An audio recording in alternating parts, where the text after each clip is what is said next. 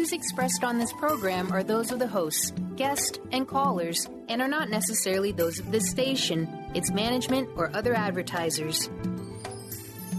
You're listening to Transformation Talk Radio.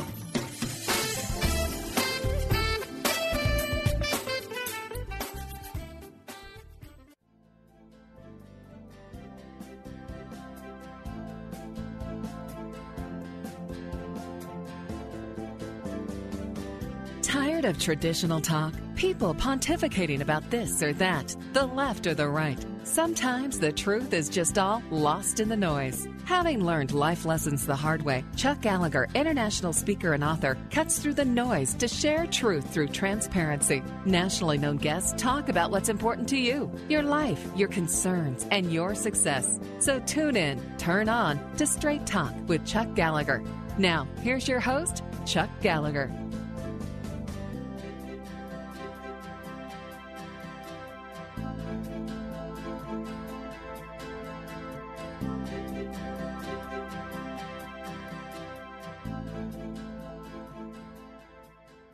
Hi, this is Chuck Gallagher with Straight Talk Radio, and I am so excited that you're joining us today. You know, it's interesting when you sit back and think about all of the people that could be affected by this show. And what I mean by that is I have an expert on this show. Her name is Pam Rambo. She has earned her doctorate in counseling and is an educational consultant. And I'm going to let her explain more what that means, but here's the gist of where we're going to go today. If you've got a student or let's say a middle school student moving toward high school, a high school student moving toward college, what is it that you need to do? How do you prepare for finding the right school? Okay, that may be question number one. How do you pay for the doggone thing becomes question number two. What are the things that you need to do so that it works right? And then I'm going to take a step out of my comfort zone and say, and what about us adults who are bombarded today with opportunities to go back to school and earn your MBA or your EMBA or your whatever it happens to be from traditional schools, online, etc. Pam is Dr. Rambo, but I know her as Pam. Pam is the person that can help us weave through this mess to figure out what we need to be doing. And Pam, thank you so much for taking the time to join us here on Straight Talk Radio. Thank you, Chuck. So, okay, let's get started with, and I'm not sure even the right place to get started, but let's get started with the concept of, I know you do a lot of counseling with families regarding how to navigate the field of getting into the college of your choice or your capability and how to pay for it and so forth. So start us off. Let's assume for a moment that I've got a youngster, a teenager who, of course, knows everything, but they're in the 9th grade, maybe going into the 10th, and we're starting to think about, okay, where do you go for college and how do you take care of the funds to get there? What are the first things you're going to lead me down the path of? Well, first, the parents need to have their own huddle and decide what X is. X being the amount of money that you think you're going to have to contribute toward the child's education per year. And it's okay if that's zero. If that's the case, if you've had some financial reversals, then decide how much are we willing to borrow per year? Because the government's going to offer you that opportunity to make sure that your child can go to college. If you can decide that before this discussion happens, it will really help your child because they won't feel like you're running a bait and switch thing. What most parents do is to tell a child his entire life how smart he is, how wonderful he is, because after all, he's our child. And right. So they tell the child he's college material and he should go to college and he can go to any college he wants. Any college he can get into, he can go to. That's what most parents leave their child with, that impression. And so children don't look at the price tag. And they look at colleges all over the place, and it creates a horrible problem in the senior year when a parent says, we know you've been accepted at this college, but it's a little more than we're comfortable paying. That creates a real problem for the child and for the parent. Pam, I got a question. You started off with, which I really appreciate. You started off with, okay, let's get the parents together, have the huddle, and talk about what's realistic. But now I want to go backwards just a little bit, okay? With the gray hair on the side, you can tell I'm a baby boomer, and it, for some reason, and maybe it's just me, but it seems like what it is today and where it was when I was in school are like different worlds. Yeah. And what I mean by that is, when I was in school, the majority of students did not have student loans. You went to school, either your parents paid, you got a scholarship, most of them were pretty small, or you got and I don't remember what it was called at the time, but it was a Stafford grant or a Pell grant or a something that said, hey, y'all don't have enough money to pay for this thing now, so the government's going to kick in a little, and then you've got a job within the university and you paid your way through it. Now, maybe that's all still true today, but it seems like I hear so much more about student loans and students coming out of school owing just fortunes that I never heard about in 1975 through, 1979. I love to compare colleges. This is a purchasing activity, planning for college. And if you look at cars and what they cost now and what they cost 10 years ago, they are more expensive. But cars have only gone up in price a little bit. College has gone up 40% in the last decade. Can you imagine? Wow. And so the problem parents have is, how do you know if this commodity goes up much higher than the consumer price index? You can't predict what college is going to cost 18 years from now if you're a brand new parent. That's a real problem. So most parents today didn't know how much to save, and most clients I work with do not have enough saved. And so they end up using what they saved. They take one of two approaches. They end up using what they've saved, and they tell the student, okay, this is X. And we're willing to let you borrow a student loan, and maybe the parent's willing to borrow a few thousand. Or they may just say, this is X, good luck. Or they may say, this is X, we'll borrow what we have to make up the difference. Okay. But most clients I have, the student does borrow the $5,500 loan that the federal government offers you as a freshman, and the parents end up borrowing a little bit as well. Pam, we kind of got started with the concept of money, so let's stick with that for just a second. So in the world that we live in today, are there in fact, and I'm going to use the term loosely, but grants that someone can receive, or is it literally you pay, the parent pays, or you borrow the money, and that's kind of where the world resides?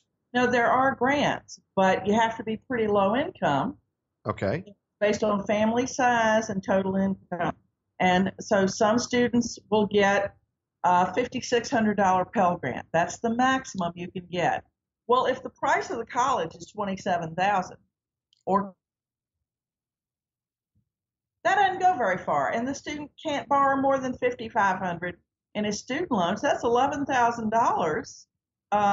Yeah, we're a little short. Right. Now, the student might get some other grants. He might get a state grant. There's some other federal grants. He might get work study. You mentioned working. Right. And then there's something called a Perkins loan. That's another federal loan for low-income students. So on top of that $5,500, there might be another $2,000 available. But you can see the problem.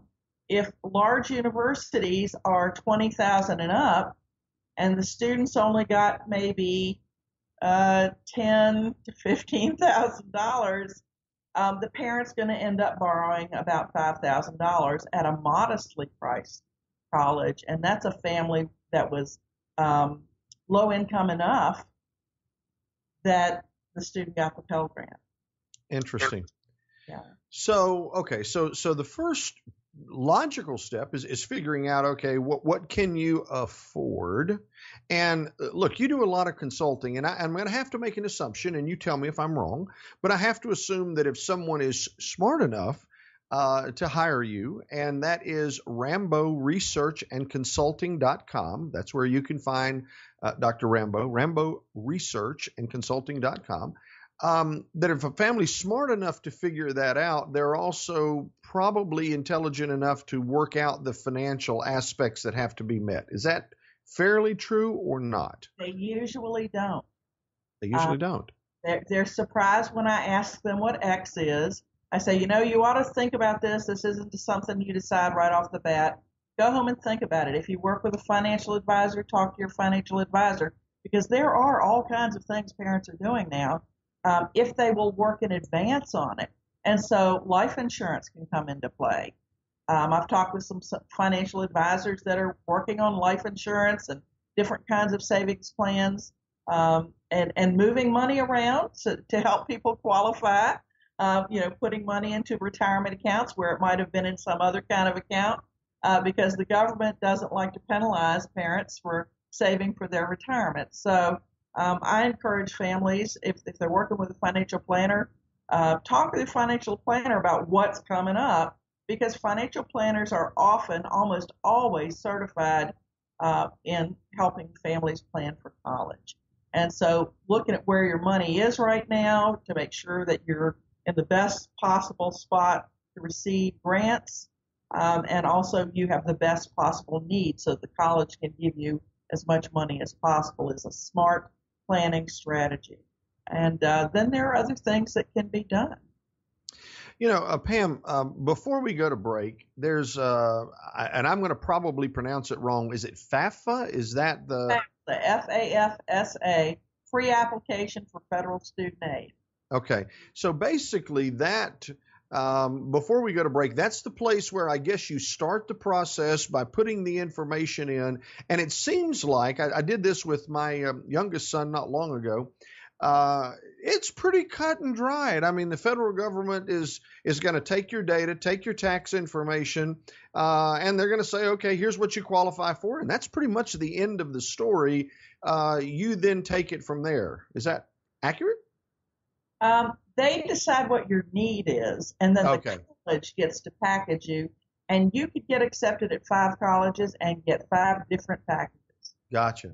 Okay, well, this is Chuck Gallagher with Straight Talk Radio. This is going to be a very, very interesting show because my guest is Dr. Pam Rambo. She has a doctorate in counseling and is one of those rare educational consultants that spends her time helping people understand how to maneuver through the college admission, financial aid, counseling process. So we will be back in just a moment.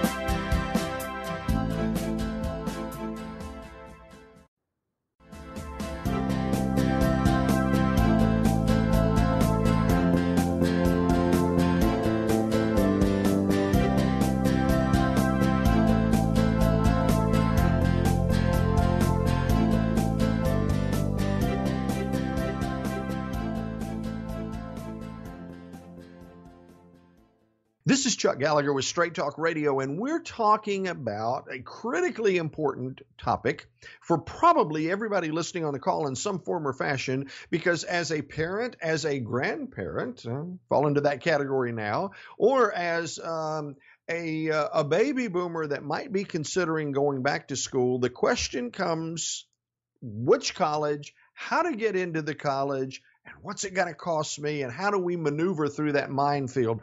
My guest is Dr. Pam Rambo. She is a doctor in counseling and it consults on a routine and regular basis with people literally all over the country about, as I say, maneuvering through the minefield and figuring out how to make this work. And Pam, I want to start off with a question. I'm a graduate with a master's degree from Appalachian State University. When I lived in North Carolina, everybody in North Carolina was like, "Oh, you should go to, Wake Forest, Carolina, or Duke." And so we used to joke at Appalachian and say we were UNC at Tweetsie, since they had a little railroad up there called that. And we had a blast with it.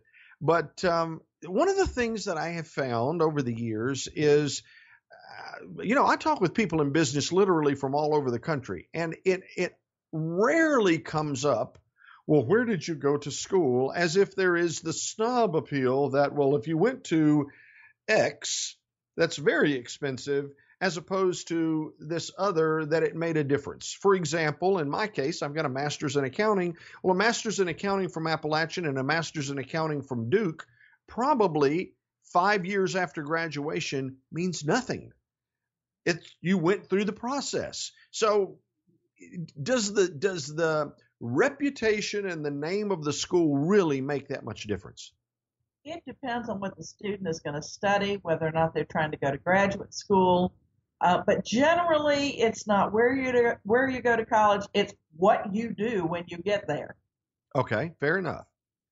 Now, so we were talking in the last segment about issues of money and how much it costs. So advise us. So I've got a kid and we're thinking about school, and I have to, like you said, I've told him you can go anywhere you want, and then he decides he wants to go to Duke, and we've got an Appalachian pocketbook. Let's put it that way. And that's not knocking Appalachian. It's just saying that it's less expensive than Duke. Where do we go with that? I never tell a child that I'm not going to put a specific college on his list. But with every student I work with, we have a list of 10 colleges we're going to apply to. Because we're going to go shopping, just like we were going to the car lot. And before you go to the car lot, you kind of figure out what you got to spend. And you might get a good deal. So we're looking for good deals when we go shopping for colleges. And so we look at what the student's GPA is, what are his SAT or ACT scores, and then we say, what are the average SAT and ACT scores at some of these other colleges, in addition to your favorite, Duke, that have great programs in what you want to study. And I do identify the major before we even start this process. And then I put those on the list of 10, along with any other school the student has a fancy for. And we apply to all of them. And we spend all summer on their essays so that their essays and their applications are amazing. Great representations of what they can do and who they are. And then we see the offers come in, and we've had a discussion as a family and a counselor about, now money is a consideration. We have this budget. This is what X is. We're going to see what comes in. And just like if we were going out to buy a car, we're going to look at the best deals as part of the decision-making process. Usually money doesn't make the decision for the family, but it's a consideration, and it should be. Interesting. So not the parents so much, but the students. Do you find that the students just get so enamored with a particular college because of their perception of what that college is going to be, the sports programs and what the college experience is going to be, versus I'm going to college because I'm really going to learn something and get something from this experience and make it worth the investment? Well, the student today, his experience is nothing like his parents or his grandparents had. The competition these children face is unbelievable, and the amount of work they have to do to get into a college is many times over what generations before them had to do. So they do get in love, as I call it, with colleges, and we put those colleges on the list, and they know what X is. And when we get down to it, parents take a different approach. Some parents will say, okay, here's the deal. We have saved $10,000 per year to contribute. If you want to take all of that and pay for your first year, that's on you. Or the parent may say, no, we're not going to allow you to do that. You get $10,000 per year, and that's it. Back to that idea of picking those colleges where the college would die to have your child.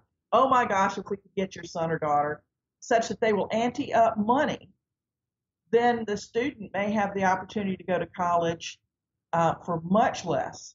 Perhaps the college antes up, and this is not unusual. $20,000, $28,000 per year. So that's because that student is a catch for that college. What he wants to major in could come into play. Maybe they need more majors in that program, and the student is a good academic match, maybe a little above what the college is used to getting. Interesting. So, okay, that gosh, Pam, I haven't really thought of it from the perspective that you're sharing with us, because I guess I've made an assumption, probably erroneous, that in my generation, the baby boom generation, well, number one, our parents typically had not gone to college, the great majority. So we did. We have 7 times the college education of our parents that preceded us. But nowadays, a college education today is like a high school degree when I came out. So I've just assumed that colleges had so many people applying that they were just turning folks away and really weren't going to be that competitive. That's interesting. Well, there is more competition, and the competition is at the state universities. Parents, because of the economic downturn in 07 and 08, are telling their children, their investments didn't do well. And they may have lost a job during that period of time. So parents are often pressuring their child to include state universities and colleges on their list. And the state universities and colleges are overrun with these applications. And these are families that maybe 10 years ago would have said to their child, yeah, you can look out of state. That's not a problem. We're willing to pay out of state rates. The other interesting thing is, sometimes I'll meet a family who says, we are not applying to any school that's out of state because we know we'll have to spend a lot of money. Actually, there are colleges out of state that are sometimes less expensive than in-state universities in your state.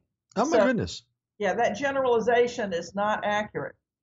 Interesting. And I guess, I hadn't thought of this, but there's competition based upon your skill level, probably your gender, probably your race. And I would assume there are probably some out-of-state schools that might want out-of-state applicants because they need to have a certain ratio, I assume. My favorite question to one of my students, who is a businessman, he owns his own lawn care business, and it's large for something a high school student would own. He asked me about getting into college and about getting money. And I said, well, the answer is simple. Where are your peers not applying to school? He said, North Dakota. I said, bingo. Isn't that something? He applied in Wyoming, Iowa, Louisiana, Hawaii. He got accepted at all of those schools. He got offered money from Hawaii. So that's an option for him. Oh, now I'm telling you, somebody said, dude, you can go to school in Hawaii and they're going to help pay my way. I believe old Chuck would be going now. Isn't that amazing?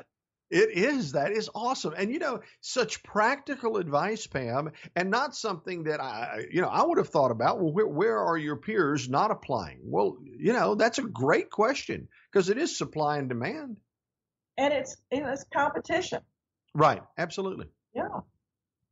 Okay. So we've got about a minute or so before we go to break. So what are some of the issues that outside of money, what are some of the other issues that young folks and or their parents, since you do consulting with both, need to be looking at? Find out what your child should major in before you start the college search.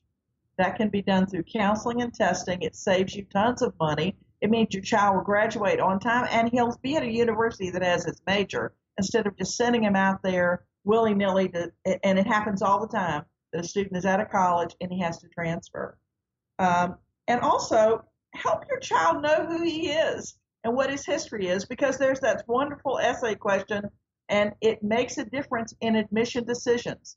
If the essay for the student conveys his personality and his uniqueness, that really helps the student. So if he knows how to tell his story, he can do great admissions interviews. He can also write a great admissions essay.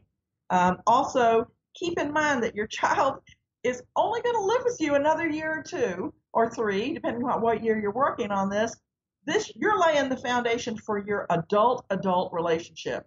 You don't want to be fighting the last year or two that your child is at home. So if you can make this a consulting relationship, a team relationship in making this decision, it will really help your child. I think that's fascinating. And you said something a minute ago. You said, well, help them understand what their major is going to be. And of course, the first thought that came to my mind is my youngest had no flippin' clue. Not sure he still has a clue, to be honest with you. But he floundered. And, as we get ready to go to break, I kind of have to kick myself in the butt because, here I am, a reasonably intelligent person. And you're right. There are a multitude of, and I call them tests, assessments. Assessment's a better word. Assessments that would help somebody navigate through what is it that they really like that they just may not be conscious of.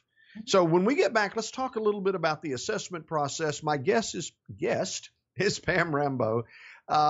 She can be found at ramboresearchandconsulting.com. She works with people literally all over the country, does multitudes of presentations, been featured on NBC News, Reuters Money, U.S. News, a multitude of places talking about this very topic. How do you navigate through the minefield of going to college? We'll be back in just a minute.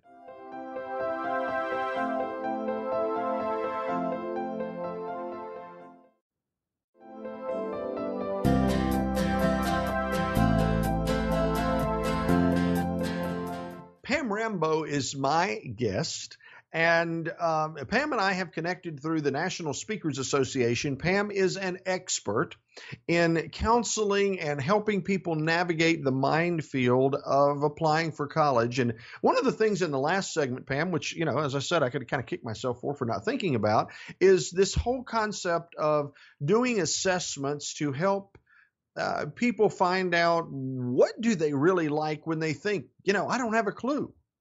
What are some of the assessments that you use or that you would advise in terms of, helping the college kid or maybe the adult for that matter that might need to figure out, what's my natural proclivity? There are a couple of things that you can do that will cost you nothing. And I'm always about saving money. One of them is to look at the inventory that your high school has given. It is almost always true that they will have tested your child at least in 9th or 10th grade to try to start to get an idea of what their interests are. They may have even done it as early as junior high. If you can just start to isolate, is this student more in the math science realm, or is he more of a humanities or a business or a social sciences student? That helps tremendously just to know the general ballpark we're looking at. There are other tests that you can access. One that's free is a lot of churches will have a test on measuring your spiritual gifts. Well, those gifts turn out to correspond with a lot of things that you can do in the workplace. And so, for example, 2 of my gifts are discernment and hospitality, and they are the foundation of what I do for a living. And so knowing that about your child could be very helpful in helping him understand what that means. There are online tests, all kinds. The Gallup organization has a particularly good one called the UCipher, UCIPHER. It's the UCipher Graduate, and it's at uciphergraduate.com. It costs $39. So that's not a hefty price to pay for lifetime guidance. And so you can certainly do that and collect that information. Look at the courses the child has done well in school. Look at the activities he's been in. Those are all clues. Think back to when he was 3 years old. What did he do that surprised you? What did he do that began to help you understand his personality, his nature, his character? What are his friends? What's he well known for among friends and relatives? All of these are clues to what he ought to be doing. Interesting. It's kind of funny you say that. I started in college as a music major, and when I was 16 years old, this was a long time ago. Now, this was when record albums were vinyl, okay? But I decided I was going to make a record album. So I didn't have the money to do that. I wasn't, raised in a wealthy family by any stretch. So I went to all the businesses in the community and said, hey, would you contribute to me making this album? And I'm going to put a little advertising flyer in it. So when they pull it out, they'll see that you contributed. Well, long story short, I made the album. It was a lot of fun, a real blast. And my mother kept an article from the local paper. Now, I didn't pay any attention to it, quite frankly, at the time. But upon her death, I found the article and read it. And it said, we don't know if he has a career in music ahead of him, but we certainly know he does in sales. And I was flabbergasted because at the time I read it, I was a senior VP of sales and marketing in a public company. So sometimes, and I think you're right, our natural gifts just are going to bubble to the surface, and it's the obvious place. And I ended up as a business major, which would make sense. You can also talk to your child about community college for the first 2 years. Let's say he wants to go to a really expensive school. Well, he could go to a moderately cost school for 4 years, or maybe he'd be willing to go to a lower cost school the first 2 years, save a whole lot of money, maybe work while he's going to school in a job he's had during high school, and then transfer to that be-all, end-all school that he wants to go to. You know, it's funny that you mentioned that because I was literally getting ready to go down that road. So in your experience, although, yeah, I know it's fun to say I'm gone off to school and I'm a freshman and I go to the football games and have the experience of being in college, is there any detriment to doing the community college route? And I guess you get the associate degree or at least the prep work for moving into the school of your choice. Here's how I'd qualify having a successful community college experience. Make sure that the community college that you choose is a great one. And there are many great ones. And by great, I mean not only do they have a lovely building and a great faculty, but do they give you the support service that you're going to get at the university? And by that I mean career counseling, and do they give great help with deciding where to transfer and making sure you only take the courses that transfer? Because the challenge at a community college is that there are so many different kinds of certificates, diplomas, and degrees, and not all of them transfer. So you want to make sure your student is going to get good support service. If that's the case, it's not going to make a difference whether he goes to community college, or the other option is a local, low-cost four-year college and live at home. So there's options. Pam, I want to stick with the community college for just a second because I can just hear somebody on the radio saying, well, okay, if I do the community college first, do I have a better chance of getting into the school of my dreams? In other words, let's say I'm a marginal high school student. I don't know what the grade point average is these days. It seems to have changed, but I'm a marginal high school student, a B high school student. I probably don't have the grades to get into Duke, but if I go and do my community college and do a good job and have good grades there, will my odds improve of getting into the place that I want to graduate from? Whether you choose a community college or a more moderate competition four-year college, if you burn it up as a freshman or sophomore, you will have a great chance to get in as a junior at the four-year college of your dreams. Okay. Now, see, that's great information. There'll be room for you. Okay. Well, and see, that's great information because, so many times you find students, and my youngest son, I'll be the first to admit, went to school and the first 2 years was a challenge.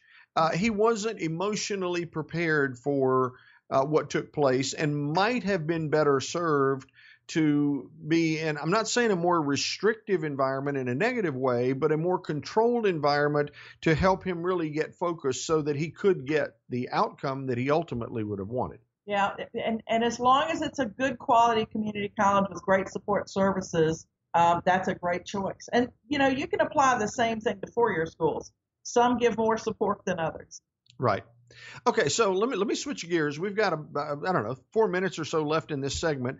I want to talk to you about your new book, but before we go to the new book, I got to ask this question: what are your opinions now on online universities? There's a gazillion of them. The University of Phoenix, North Central University, Capella, Walden, etc., that seem to be offering bachelor's, master's, doctorate degrees. Talk to me a little bit about where that is today, because it seems like at one point they were really, kind of but there certainly are a lot of them. So what's the deal? I would say to a family who's considering online education for their child, another way to save money in most cases. However, some of those schools are more expensive than the local four-year school, and so you might not save money. The other issue is quality. One will differ from the other in quality. But when you see Georgia Tech offering a master's degree in business for $7,500, you know you've got a bargain. And there are a lot of major universities doing that. So that would be what I would say to you is the state universities are doing that now. So, it could be a really good deal. It depends on whether or not the child is the kind of young person who learns well online. Wow. Whoa. Did you say Georgia Tech had a master's in business for $7,500? Yeah. Wow. They opened it, I think, 2 years ago. The price may have gone up lately, but wow. It was quite a splash when they offered that. Isn't that fascinating? Well, in the world that we live in today, I mean, even our radio show, you're in one state, I'm in another, and it's being engineered across the country. When you look at the accessibility of technology, it does make sense that there is something to be said for being able to learn distance learning and online learning if you have the discipline to make that work for yourself. Yes. Now, before we go to break, I know that you spend a lot of time doing consulting work with folks, but you also spend a fair amount of time speaking about this. So if we have folks that are listening on our show that are thinking, gosh, I wish I had someone like you, I assume the best way to reach you is through your website. Is that right? Yes. And that's Rambo Research and Consulting.com. Rambo Research and Consulting.com. Now, before we go to break, when we come back on our next segment, I want to talk about your new book. But tell me again, because it's so fascinating, the title of the book that is soon to come out. The Used Car Salesman's Guide to Buying a College. The Used Car Salesman's Guide to Buying a College. Okay, for a lady who has her doctorate, you can really bring things down home and make it interesting. When we get back, we'll talk about the Used Car Salesman's Guide to Buying a College and, think a little bit about the idea not only of going to college, but I'd also like to talk a little bit about going to graduate school. And the types of degrees that really are, what's the word I want to look for? Good investments. I guess some people go to graduate schools with the idea that, there's something that they just really want to study. And I understand that, but I assume others probably have a little better payoff. This is Chuck Gallagher with Straight Talk Radio. My guest is Dr. Pam Rambo. She is an expert when it comes to college and how to navigate the minefields of getting there. We're going to talk about her new book and talk about graduate school when we get back after this short break. Stick with us.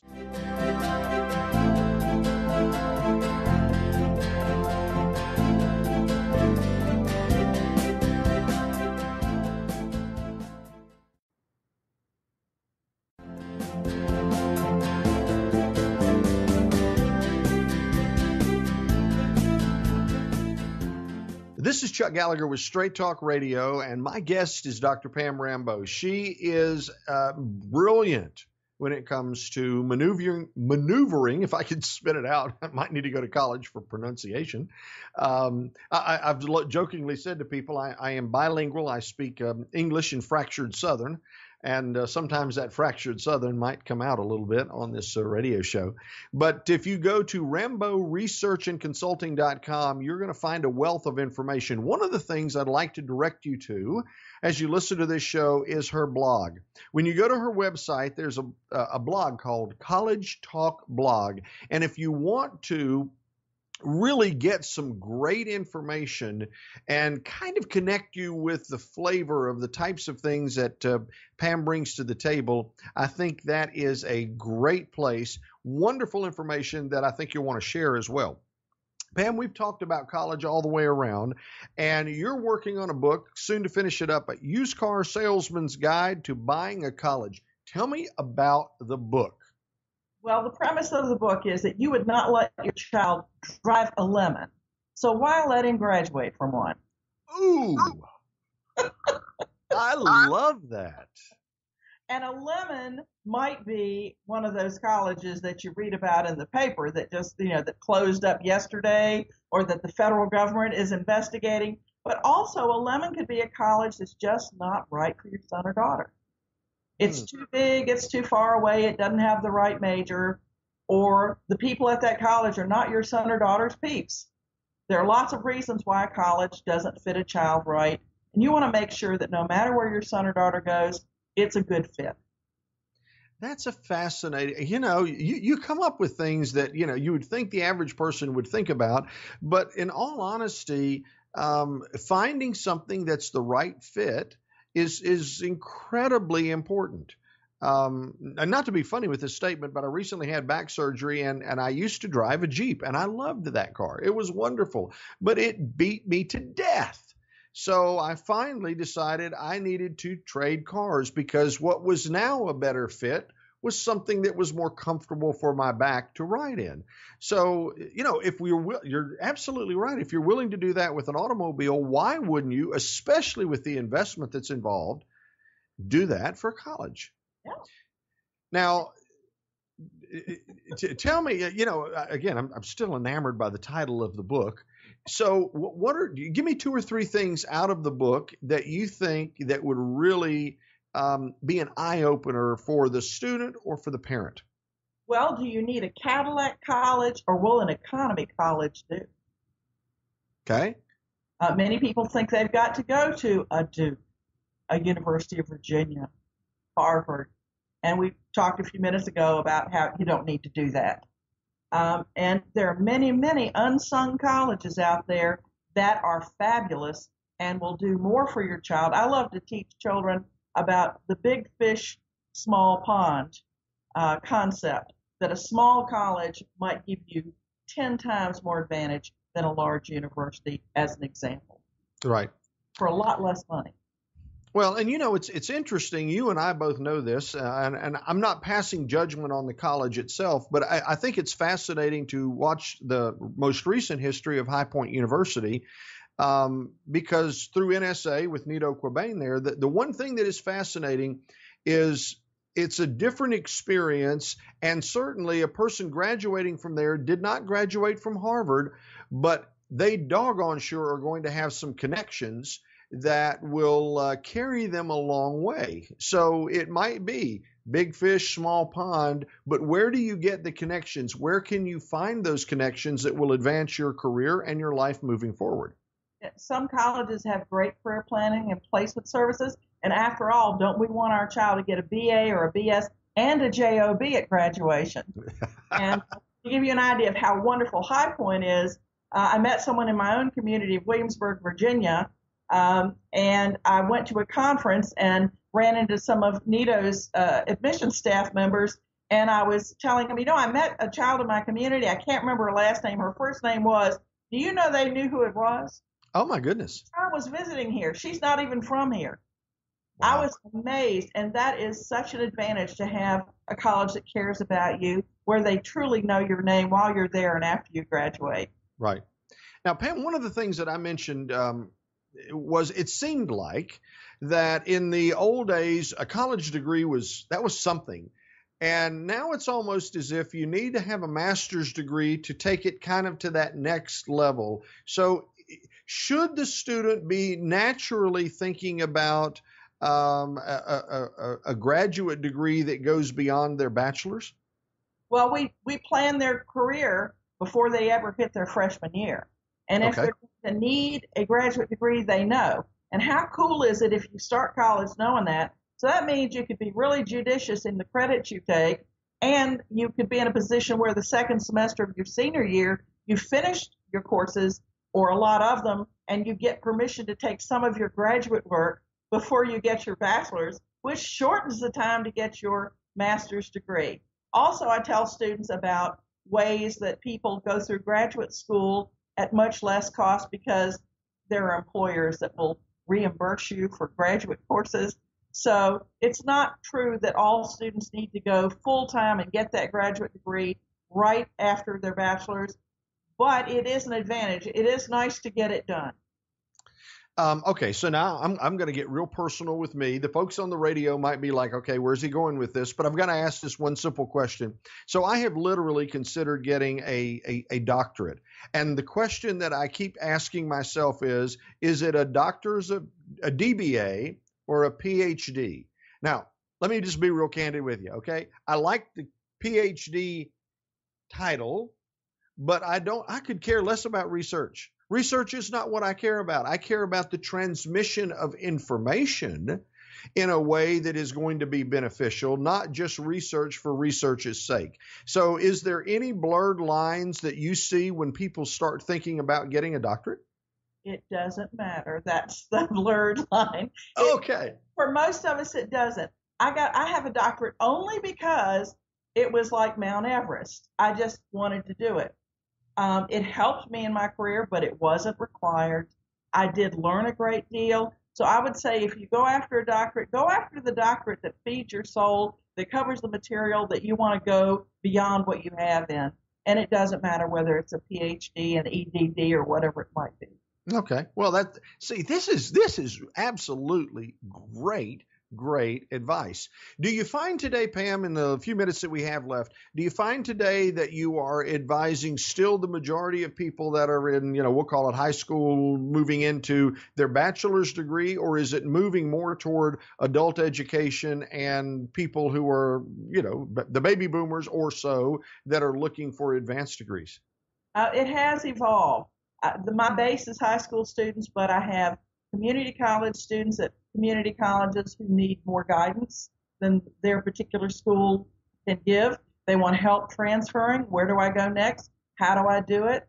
I have students who graduated from college who are out in the world of work for a couple of years going, is this all there is? Should I go back to graduate school? And I advise them about that. Sometimes we do a little testing to see if they're in the right field. And most of the time they don't need to go back to school, but they can. And then I have people who want to go on for the ultimate professional degrees, the doctoral degrees, and they want guidance on how do I get in, where do I go? Okay.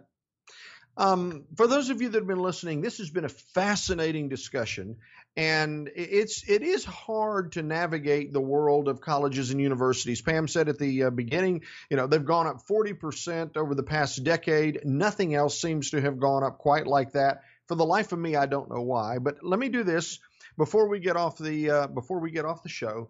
You can go to Rambo, Rambo, like Rambo the movie, Rambo Research and Consulting.com, Rambo Research and Consulting.com.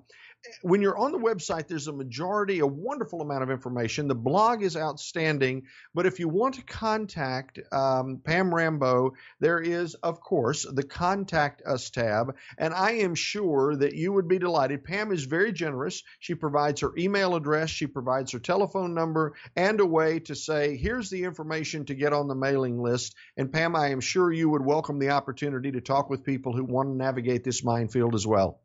Absolutely. I've been called the education fairy godmother, and then somebody else called me in the press an education evangelist. Okay, well, you know what? Either one of those will work, and if you're a fairy godmother, I am good with that, dear. This is Chuck Gallagher with Straight Talk Radio. My guest has been Dr. Pam Rambo. She is an education fairy godmother. Go to RamboResearchAndConsulting.com if you want to have some help getting your child moving in the right direction or yourself moving in the right direction for higher education. Again, remember, on Straight Talk Radio, we always end with every choice we make in life has a consequence. And there has not been a better show to talk about that than this one, because certainly the consequences are significant based upon the colleges and universities that we choose. This is Chuck Gallagher with Straight Talk Radio, and we look forward to you joining us again for a great show next week. Thanks for being here.